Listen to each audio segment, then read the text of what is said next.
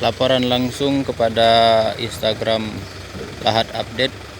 Telah terjadi longsor di jalan lintas Lahat Pagar Alam, tepatnya di Desa Muara Siban, Kecamatan Pulau Pinang, Kabupaten Lahat.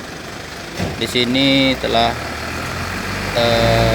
hadir pihak dari pemerintah melalui tim pemadam kebakaran, kemudian Satlantas Polres Lahat dan Dinas Perhubungan Kabupaten Lahat serta Badan Penanggulangan Bencana atau BPBD Kabupaten Lahat. Sementara dapat dilihat telah terjadi kemacetan panjang dan harus dibuka arus buka tutup dari Satlantas Polres Lahat. Demikian laporan sementara kepada Instagram Lahat Update dari kontributor Lahat Online dan Lahat Channel.